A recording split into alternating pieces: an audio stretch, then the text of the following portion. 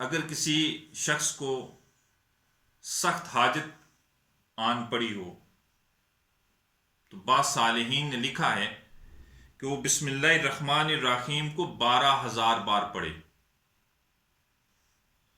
اور پڑھے کس طرح کہ ہر 1,000 کے بعد، یعنی 1,000 بسم اللہ الرحمن الرحیم پڑھنے کے بعد وہ 2 رکعت نماز نفل ادا کرے. پھر آقا کریم صلی اللہ علیہ وآلہ وسلم پر درود شریف پڑھے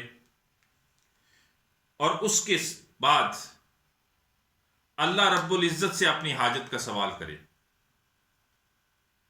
پھر دوبارہ بسم اللہ الرحمن الرحیم 1,000 بار پڑھے اور 1,000 کے بعد وہ 2 رکعت نماز نفل ادا کرے.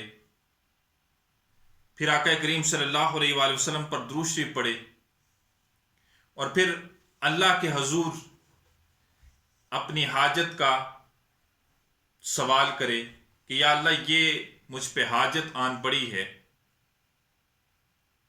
تو اسے پورا کر دے.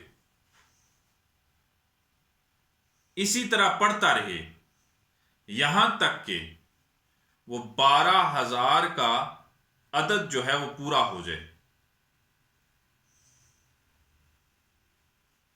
پس جو شخص بھی یہ عمل کرے گا، اس کی جس طرح کی بھی حاجت ہوگی، جس طرح کی بھی پریشانی کوئی آن پڑی ہوگی، جس طرح کی بھی مصیبت کوئی آن پڑی ہوگی، انشاءاللہ اگر اس نے رات کو پڑھی ہے،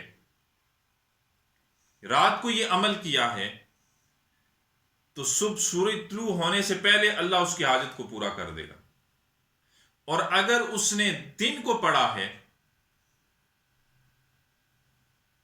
تو سورج غروب ہونے سے پہلے اللہ اس کی حاجت کو انشاءاللہ پورا کر دے گا.